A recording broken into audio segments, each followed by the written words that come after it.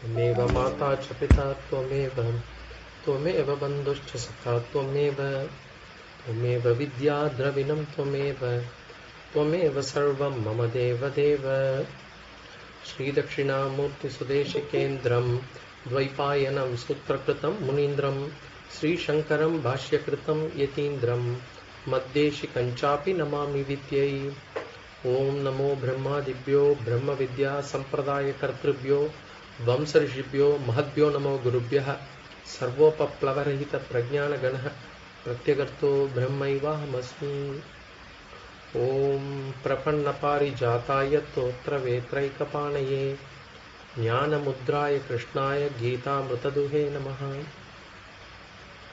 Pranams everyone. We are in the second chapter, Sloka number 48. Shri Bhagavan Uvacha Yogastha Kuru Karmani Sangam Tyaktva Dhananjaya Siddhya Siddhyo Samo Bhutva Samatvam Yoga Uchyate. So as I said, this sloka defines Karma Yoga. What is Karma Yoga? The definition is given in this sloka, and the definition is Samatvam, equanimity. Equanimity is called Karma Yoga. This is the Lakshana of Karma Yoga. Now, when it comes to our actions, we said there are two types of actions. Whatever actions we do, it can fall into one of those two categories. One category is those that are driven by our duties, Kartavyam. So, any action is either our Kartavyam, duty, or there are certain actions that are desire driven. So, those are all called as Kaamya karma. Now, Bhagavan says,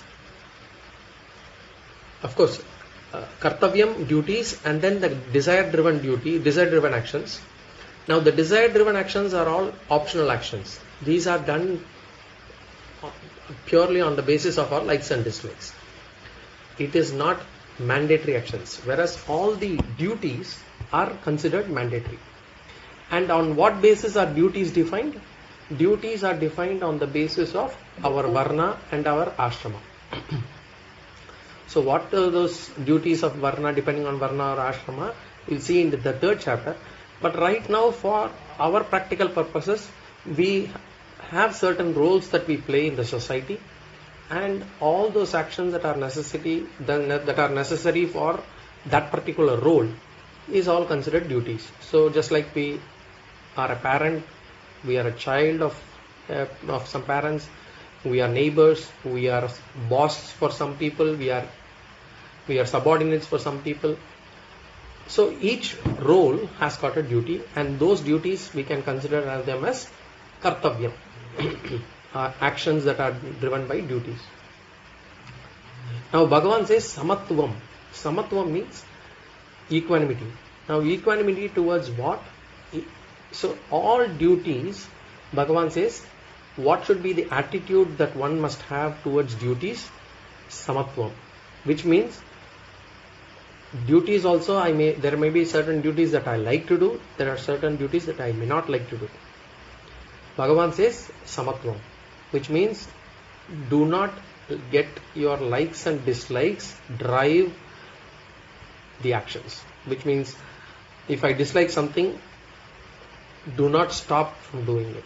Even whether you like it or dislike it, do your duty. Do not get influenced by your likes and dislikes. This is called as the attitude, or this is called Karma Yoga.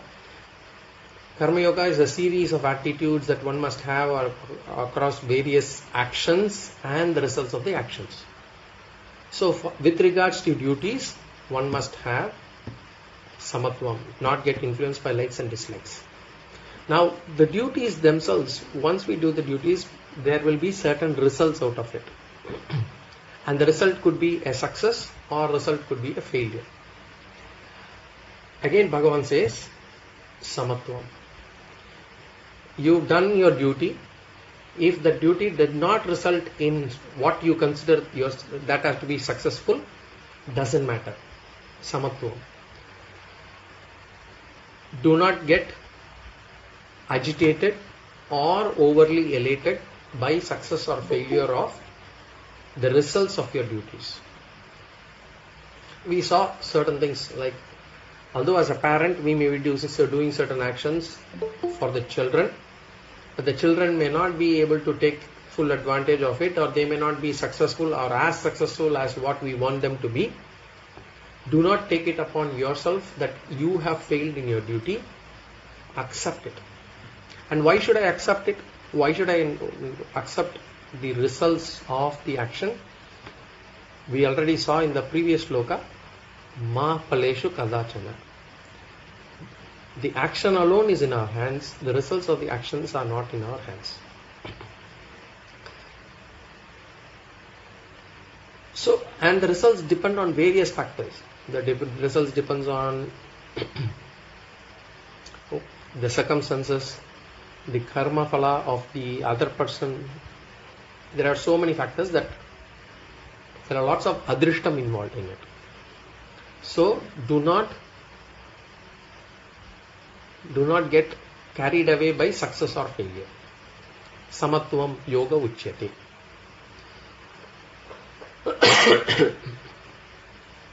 So when can we see the result, whether it is success or failure, in an equipoised manner? When are we able to judge whether I am able to follow this principle of Samatvam, or only when I am able to take failures in stride?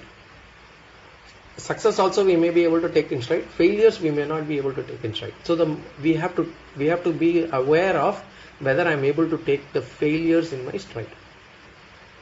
And when can I be able to take failures in my stride? Only when I have the mental strength. So only when I have the mental strength, I will be able to take my failures in stride. Now, when can I have mental strength?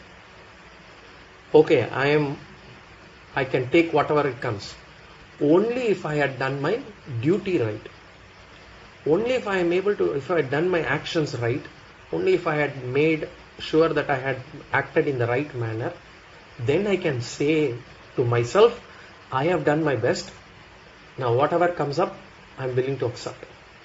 Otherwise what will happen is, if I had not given my best, and if I see a failure, my mind will start thinking, if only I had done my actions right, then this would not have resulted in failure. So to avoid that situation, to be able to accept the failure, we should make sure that we do our duties properly, diligently. Otherwise our mind will not accept it. Same thing, but also we have to understand is, when we see success, we should also remember that success has not come only through my action. Success has come out of various other factors. So I should not take credit for the success. So I should be, and if I don't take full credit for my success, I will be balanced. Otherwise, if I take credit upon myself alone, then I will be overly elated, and that is not Samatvam. So equanimity in both success and failure is the second attitude that we have to remember with regards to Karma Yoga. When we say Samatvam, when doing duty without any likes or dislikes. When it comes to results of the duties, accepting them, whether it is success or failure. Now, there could be another question that could come in our mind.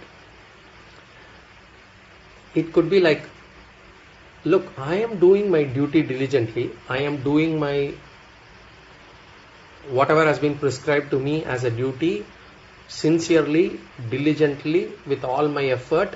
I am doing everything. But then what happens typically? My duty or one's duty becomes another person's right. That is how the whole system works. a duty of an employer is towards the boss, and the boss has the right over the employer's duties. The duty of a parent to a children, the children has the right over the parents' duties, and vice versa. So wherever there is a duty, there is another person's right involved in it. So there could be a question like, I have done my duty properly, I have done my duty diligently, I have done it sincerely, but I am not able to see the reciprocation, because there would be a time or there is a need for the other person to do something back in return, and they don't do it properly. For example, I am doing my job as an employer, my boss has to recognize my actions and my services. This is what I expect from him. Similarly, I am as a parent doing my duties toward my children. I expect my children to acknowledge it, and also when they grow up old, they should be in a position to do their duties towards me. So there is always there is some bit of expectation with regards to what their reciprocation will be or should be. So there is, and typically what happens normally, our tendency towards these duties really depend upon whether there is any reciprocation possible. As in, whether I will get my right back from the person after performing this duty. I am going to do this person something, I am expecting him to do something back. Now, what I do is, general tendency of us is, if I see that the other person, there is no possibility of any reciprocation,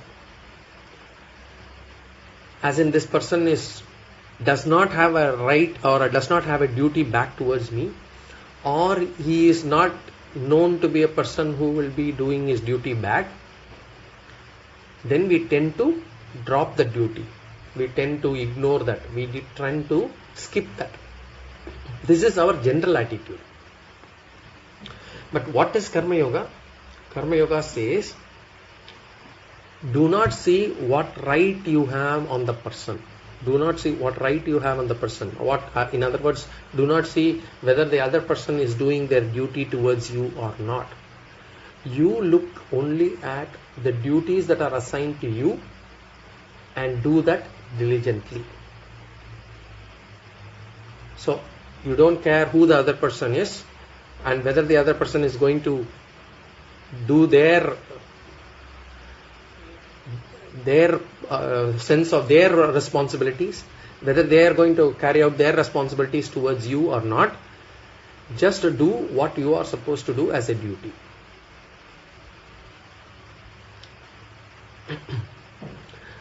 Then a question doubt might arise, how is then that be possible also? It's like, I have to work in my office, I am doing my work as an employer, and I don't bother about whether they are paying my salary or not. How is that even possible? Is that even viable? Is that even correct way of approach? Shastra says the world works in such a way that irrespective of what the other person is or not, you will get what you deserve.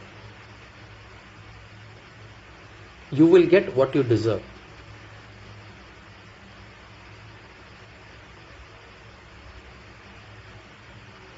And it also says, do not see what is your right in it, or rather do not use the measure of your right to see how much of duty you should perform. Don't use that measure to calibrate how much of duty that you must perform to the other person. If it is a duty of yours, then just do it completely, diligently, properly. That is what Shastra says. But then you may ask, what about the right? What about the right that I should get from the other person? Shastra says, Ishvara will give you the right. Ishvara will give you the right. It may be from the same person. It may not be from the same person. It may be from different person. It may be at the time immediately that you expect them to do. It may not be at the same time that you expect them to do. But it will be given. Ishvara will give you that right. If Ishvara is going to give me the right, then it is only proper that I dedicate all my actions towards Ishvara. All my actions, all my duties as duty towards Ishvara. That is where this Karma Yoga's important point comes in. Ishvara Arpana Buddhi. The attitude that one must have while performing any of your duties is to have an Ishvara Arpana Buddhi. I do my duty for Ishvara. I don't do this for this person.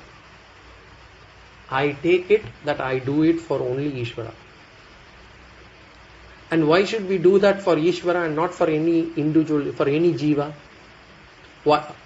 As in, I don't do this duty for my children, I do it for my Ishvara. I don't do this duty for my parents, I do it for Ishvara. I don't do these duties as a neighbor to this neighbor. No, I do it for Ishvara. I don't do these duties to this country. I do it for Ishvara. I don't do my duties towards my boss. I do it for my, or not for my company. I do it for Ishvara. That should be the attitude that we should have. And that is the attitude that Karma Yoga talks about. Now, why should it not be for any individual jiva? Why should it be for Ishvara? Because if we tend to do it for an individual, our mind works in differently. Because, as I said, our mind works in a fashion that we will try to see how much of this reciprocal arrangement is going to be there. If I am going to do this much, I am putting all my effort. I expect my bonus to come. I expect a promotion from the job. And I do it because I want that bonus or promotion. So my sense of duty is really dependent upon how much I am going to get from as a reciprocal arrangement. So that is the fault that we will have when we do it for any individual. The mind goes into that tendency. But one thing we have to understand is, not every reciprocal arrangement is equal. Not every reciprocal arrangement is equal. For example, a teacher gives more to the student than a student giving back to the teacher. So it will never be equal. Similarly, we can say a daughter-in-law gives much more to the husband's parents than the husband's parents giving back to the daughter-in-law. Because by the time they are already old, they have nothing more to give it back to her. So there is no equal arrangement in all that we give. For example, even a general on the road, we see a wallet lying down on the road. We pick it up and give it to the person who has dropped it. Now it's a sense of duty. Now we have done this duty. We cannot expect a reciprocal arrangement. So this person is going to come back and pick up the wallet whenever I am dropping. It will not happen. But it is a valuable help, and we may not get the same help from the same person because there may not be any opportunity at all. So not every reciprocal arrangement is equal. So that is one fault that we have whenever we think of reciprocal arrangement, whenever we think of doing it for an individual. Now, the second thing is, not every reciprocal arrangement is honored. For example, we may be a good neighbor, but the next door person may not be a good neighbor, may not honor that part of the commitment. So not every reciprocal arrangement is also honored. So that is another issue. Now finally, not everyone shows gratitude also. When we do our duty or whenever we help somebody, because even paropakaram or helping others is considered as a duty according to our Shastras.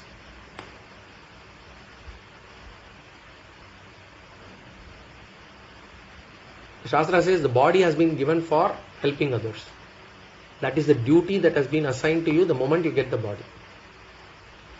So whenever we do our duty or even help others, we expect gratitude.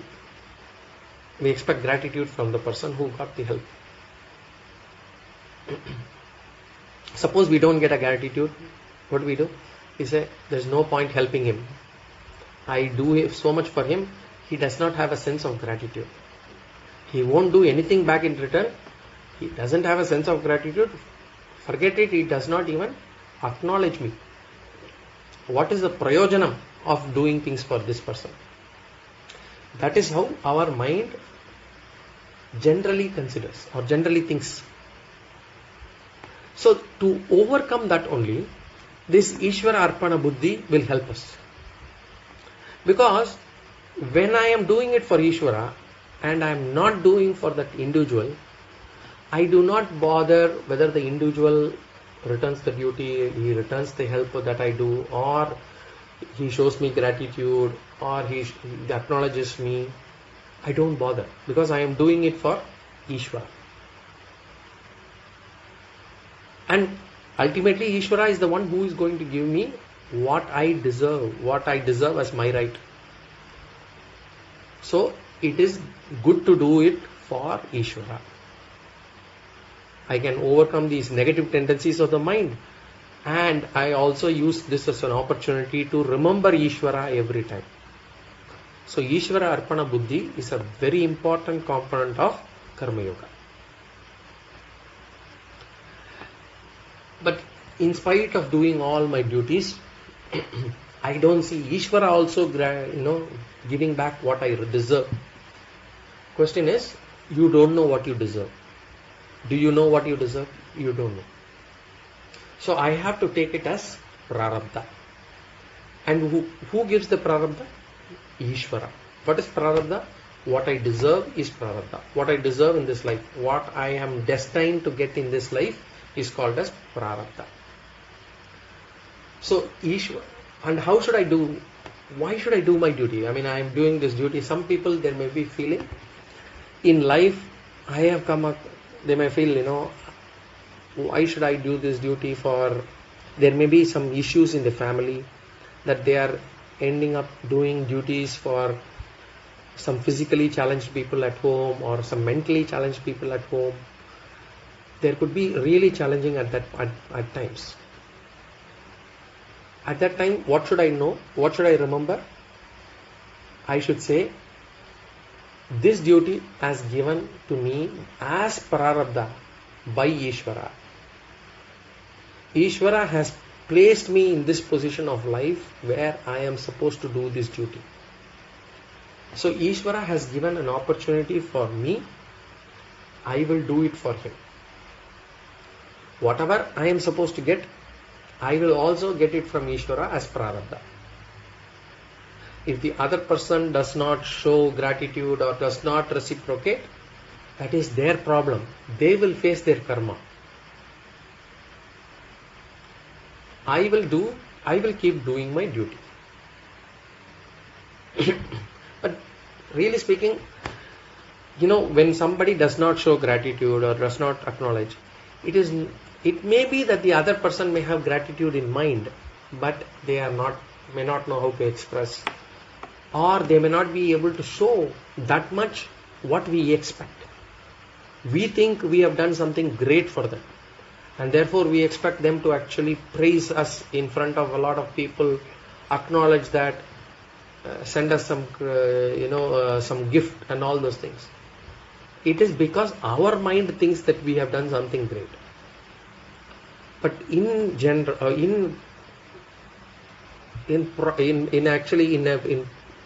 maybe it is not that. Maybe it is that the other person was or did show gratitude, but it was not just to the extent that we thought we should be getting. So there could be many reasons. Our problem is we expect return of favor, we expect some gratitude from the person to whom we did our duty. That is the problem.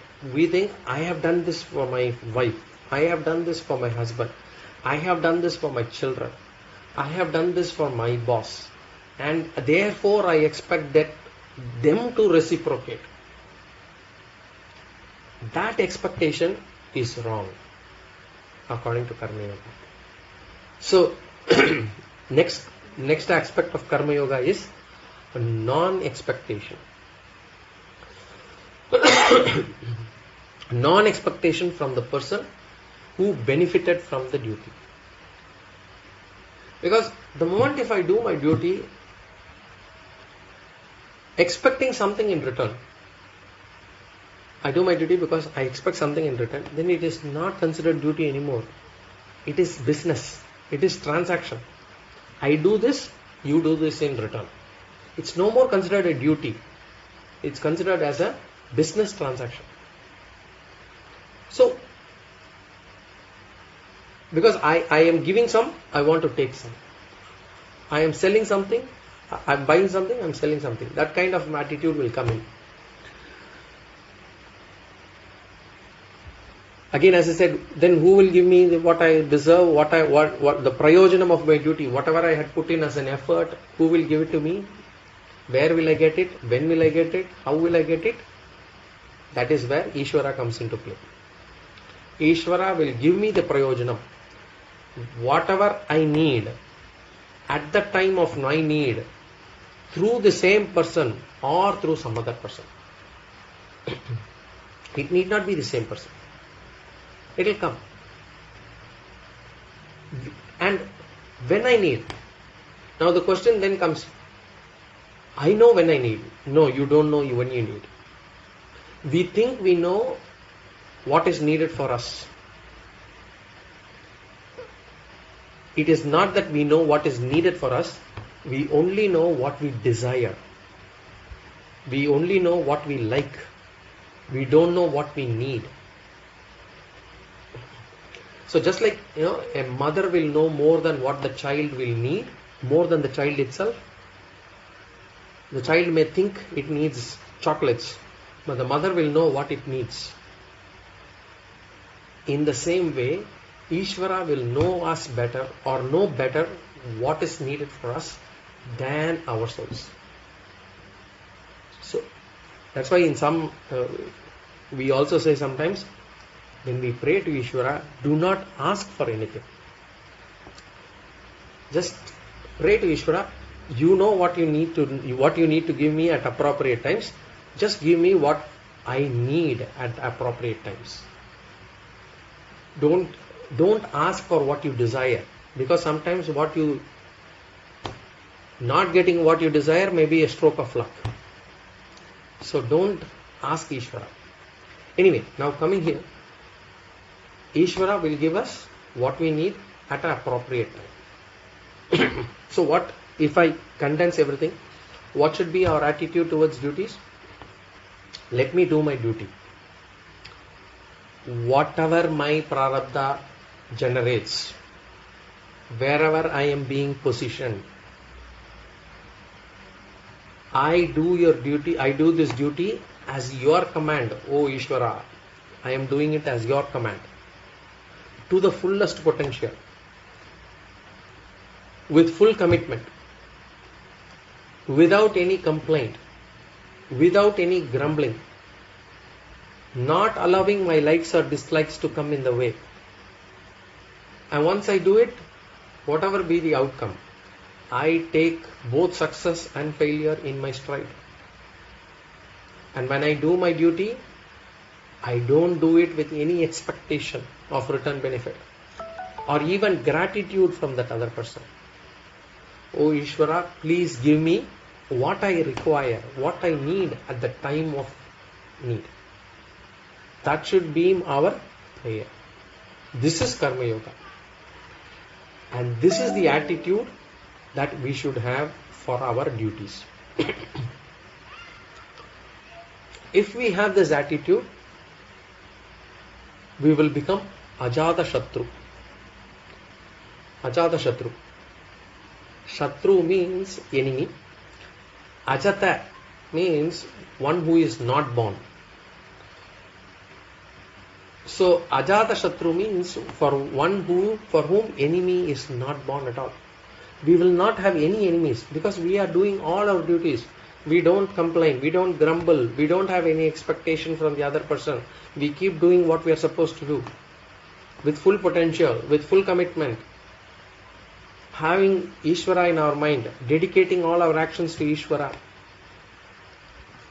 Where is the question of anybody finding fault or having any problems with us? We will have no enemies. But the moment we have these expectations, the moment we start thinking about what the other person is going to give it back to me in return, if that kind of mental, that kind of attitude creeps into our mind, then even our spouse, even our children will become enemies. Because this expectation is there. So this attitude of Karma Yoga, it is easy to communicate, easy to say. But unless we practice it, and practice it is difficult because we have to be constantly aware. Every action that we do, we have to pause. We have to think, is this my duty? Okay, then I should do it to my full potential. Okay, and I should reflect, am I expecting anything? Am I doing it for Ishvara?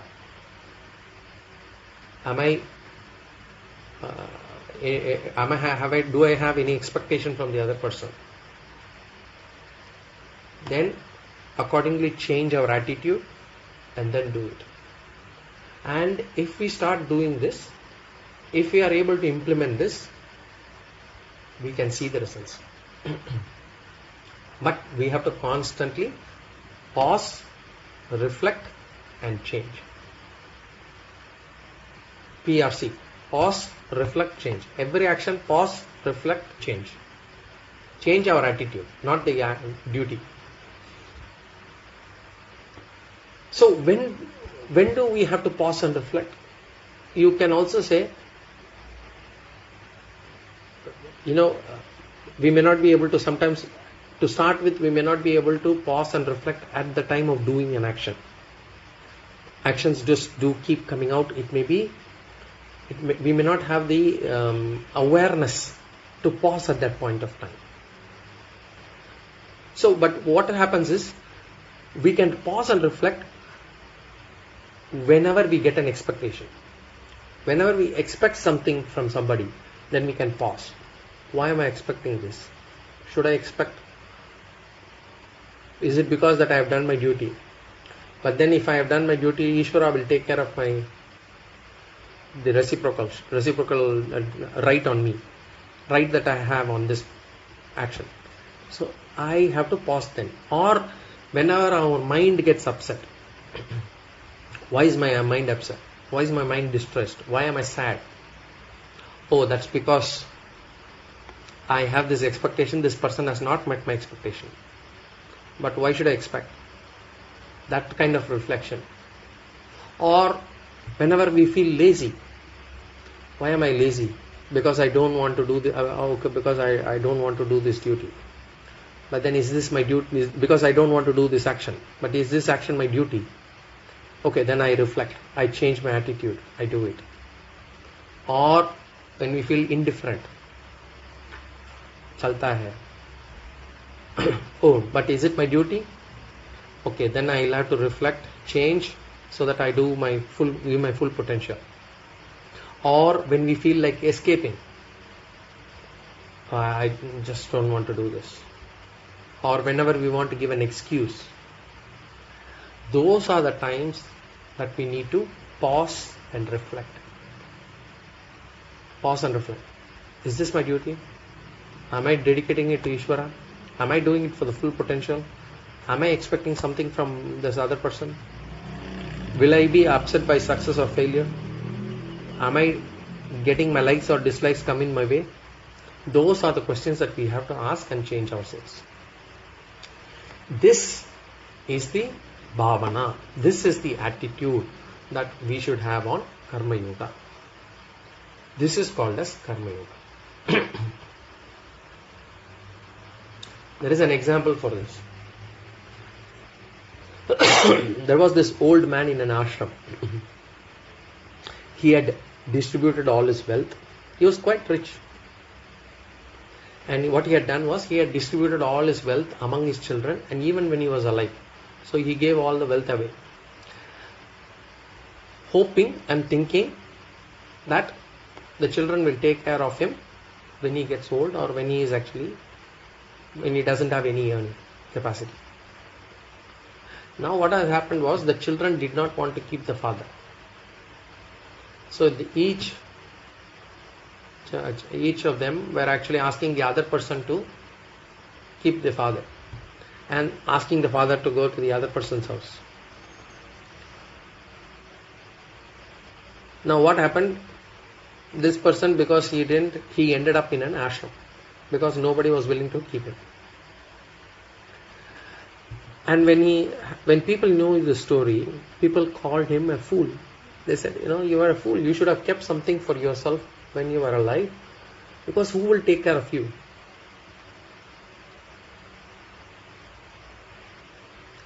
And they say you should know how to live in this world. This is their understanding of Karma Yoga, people's understanding of Karma Yoga. Swamiji calls this as Shakuni's Karma Yoga. They try to tell this. And they keep, asking him a question. Are you educated? Will you do something like this? Will you give everything you have to your children? Who will take care of you? Look at you now. You have come to the ashram.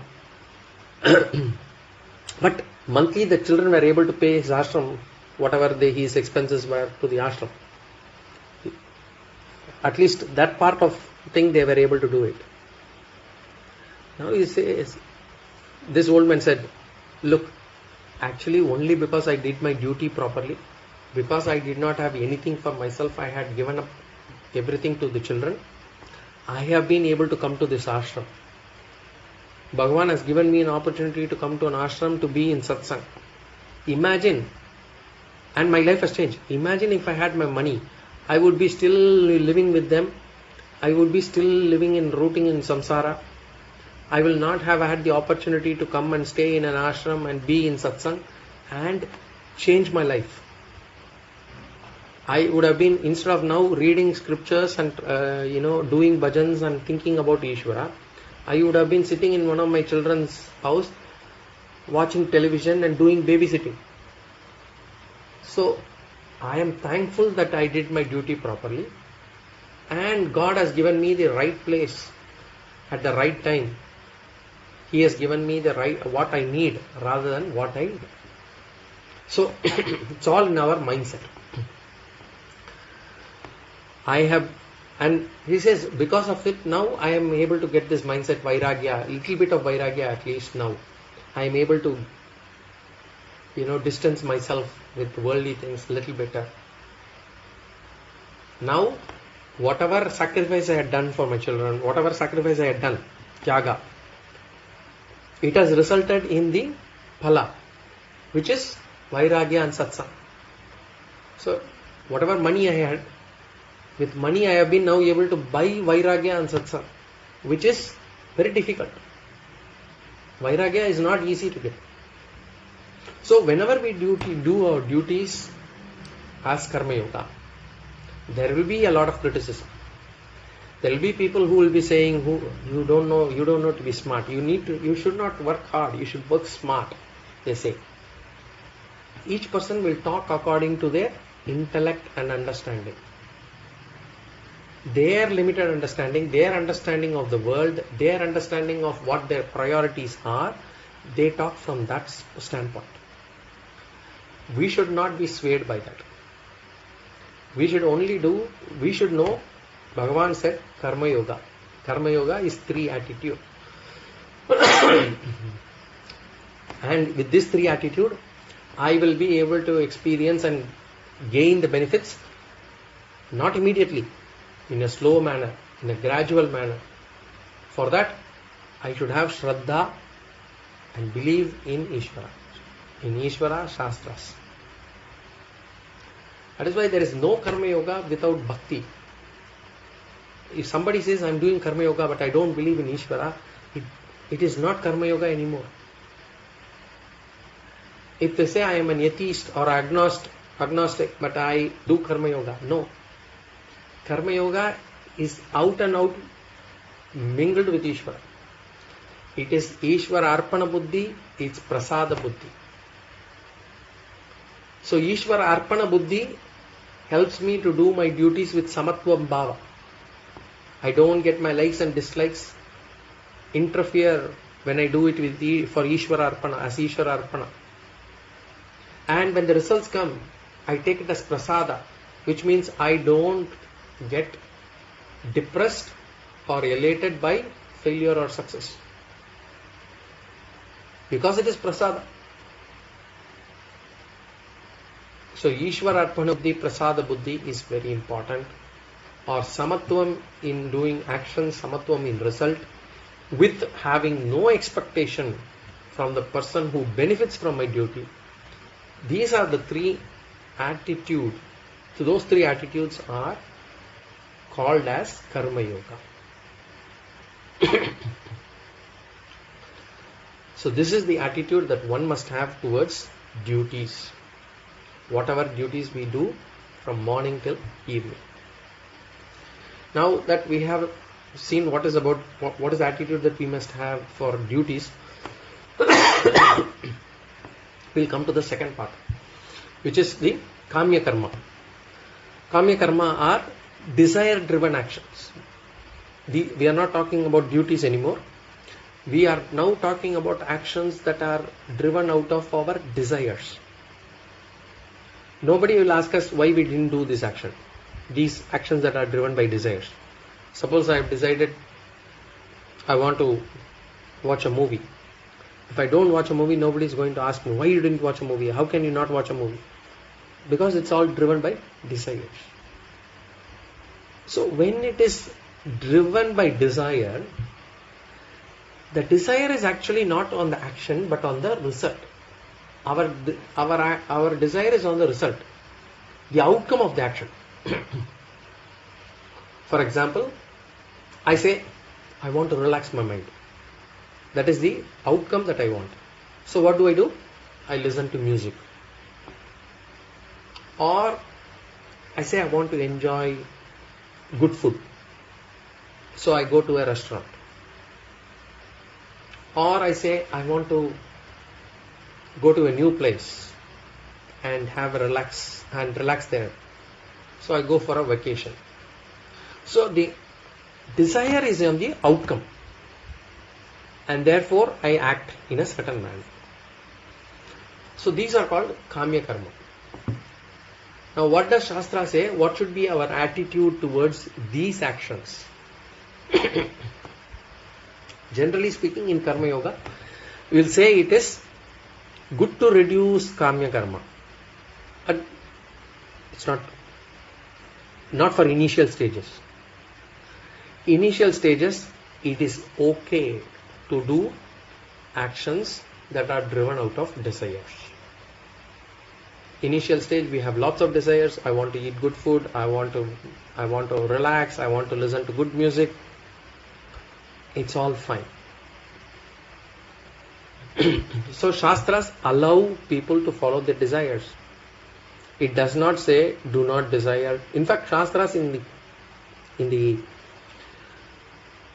Karma Kanda of Shastras talk about Putra Kameshti Agam and all those yajnas which will help you to fulfill desires. So Shastras is not against desires. Kaamya Karma is allowed. Only thing is, Kaamya Karma must be dharmic. It must be ethical. It must be moral. It must be legal. As long as it is legal, ethical, moral, Kaamya Karma is perfectly fine. Now, what should be the attitude? Here, when I am doing a desire-driven action, the desire is actually on the result. I want to relax and therefore I want to enjoy music. I want to eat good food and therefore I go to a restaurant. So the desire is on the outcome of the result itself. So now if I say you cannot have expectation on the result, well, just like I am doing my duty, this attitude will not work. Because I am doing this action for this result only. So why would I even not have that expectation? The expectation is to relax my mind. And therefore I want to listen to good music. So I cannot say I don't want to have this expectation. It is okay to have expectation. So here for Kaamya Karma, we cannot say that you cannot have any expectation of results. But what we say, or what Shastras say, whatever be the outcome, treat it like prasada. Treat it like Ishvara prasada. Now, what is the difference in taking the result as it is or taking the result as Ishvara prasada? What is the difference? If you see, for example, there is Ganesh Chaturthi at home. Now we make variety of dishes at home. Then what we do? We offer it as Naivedya to Ishvara and then eat them as prasad. So we offer it as Naivedya and then take it as prasada. But when we go to a restaurant, also, order food, take it. If you look at the difference between these two actions, there is no difference if you look at it.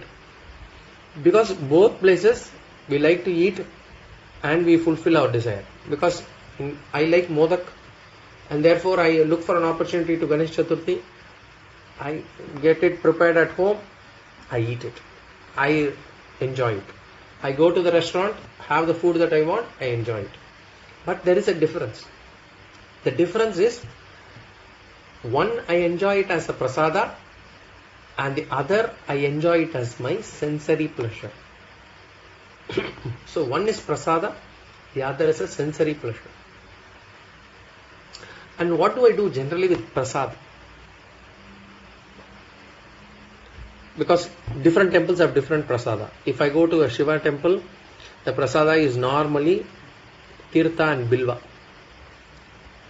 Only that is prasada. But if I go to a Vishnu temple, Perumal temple, I get variety of prasadas. I get puliyodara, I get shakara pongal, I get curd rice, all those kind of prasadas. Now, remember, when we take this shakara pongal and we actually take the prasada, what we generally do with prasada, we put it to our eyes. We actually worship the prasada first before we put it into our mouth. Whether it is tirtham or any prasada. So we take it as a blessing. And then if I put the shakara pongal or this sweet pudding in my mouth, and if I find a stone, what do? I just take out the stone and I continue eating the prasada. Because it's prasada. I will not get angry. Whereas if I take it from a stone from a restaurant or from what is being cooked at home, we will make such a ruckus, we will be angry. So,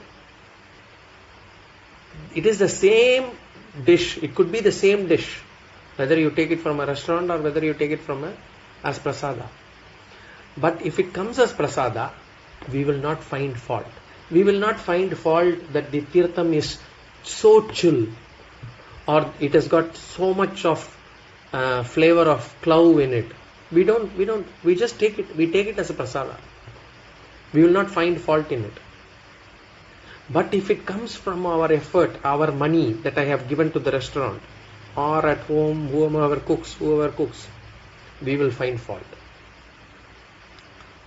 When we find something wrong in the food that is being served in the restaurant, we will fight with the waiter, we will fight with the management, we will claim some compensation, all those things. Although, in both cases, we look for sensory pleasure. In the Ganesh Chaturthi also, when we have this modak, we love it because we do it because our taste bud wants it. But if we consider it to be Ishvara Prasada, we are Samatvam. We don't find fault. There is equanimity. There is no problem at all. But if we are considering that to be the effort of my money, my effort that I have put in, which means I do not bring Ishvara into the mix, I take it as mine, then what happens? We behave like animals. That is why Shastras say, take it as prasada. That's why even Shastras, for example, for people who are at the bottommost layer of the pyramid with regards to spiritual growth, even for them, when they want to eat goat or any kind of meat, Bhagavan says, Shastra says, sacrifice this goat, sacrifice this chicken, as if you are offering it as Naivedya to Ishvara, and then take it as prasad.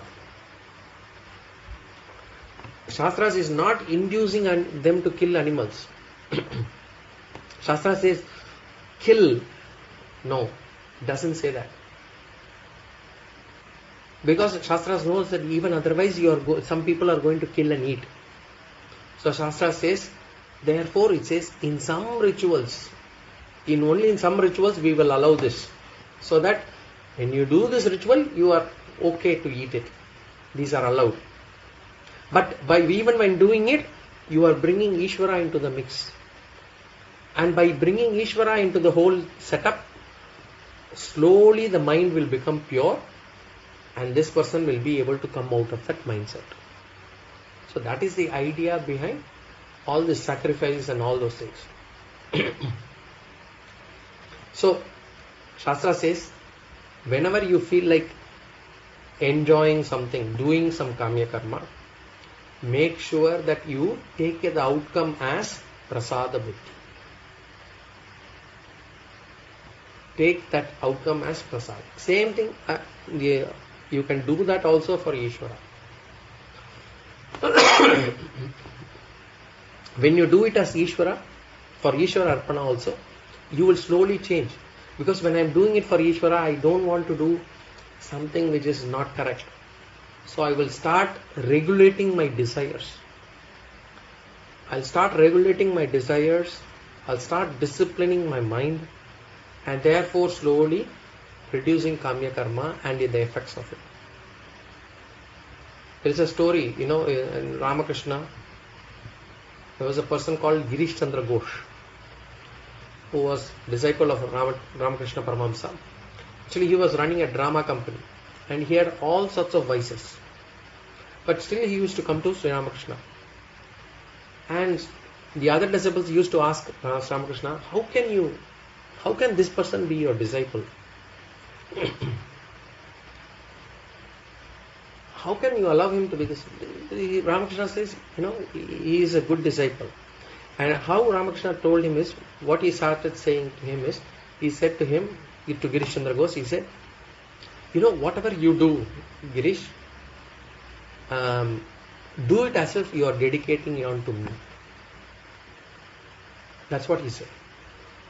So, what happened was, Girish Chandra Ghosh, when he went later, even when he was drinking, he used to offer mentally to Ramakrishna Paramahamsa and then drink. Now, what happened? Slowly he started feeling bad that he is offering such a commodity to Ramakrishna Paramahamsa. So, slowly he stopped taking drinks and he started changing. And so much so, what happened was, he was deeply influenced by Ramakrishna's teachings. He was inspired by spirituality. He started incorporating all these themes from Ramakrishna's philosophy into his plays and theatre productions.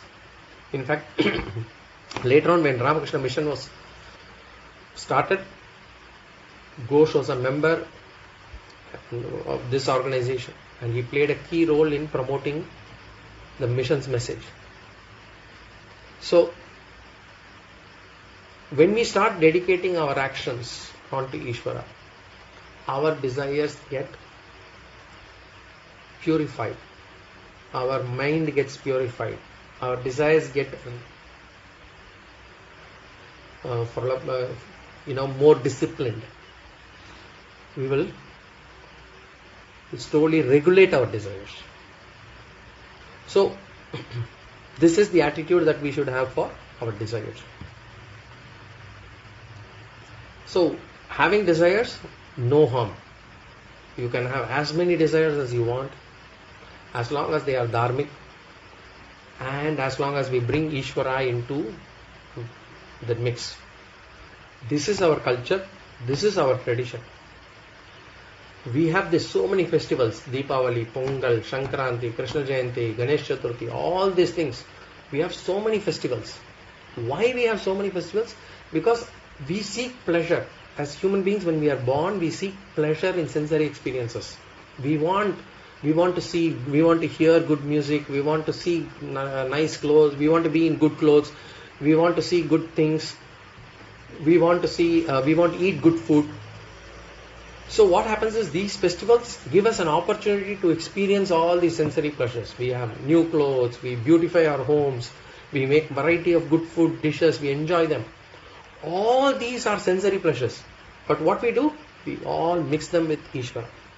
We take them as, it's for Ishvara that I am doing it. I do it for Ishvara. I take it as prasad. And thereby our desires get also fulfilled. We also regulate our desires. We also bring Samatvam in our mind. So Karma Yoga's second step is to take sensory pleasures as Ishvara Prasada. For the Kaamya Karma, take all the outcome as Ishvara Prasada. And by doing so, consistently, we will slowly drop our animal instincts. And our mind will get purified. And slowly our mind will also elevate itself out of this lowly desires. So Kaamya Karma, take it as Ishvara Prasada. Ishvara Arpana, Prasada Buddhi. Equanimous manner. Samatvam. So this is with regards to Kaamya Karma. This is Samatvam Yoga Uchyate. Now in the next class, we will just go through the Sloka meaning. Otherwise, we have completed the Sloka in terms of explanation. So next class, we will see the Sloka meaning. Any questions or comments?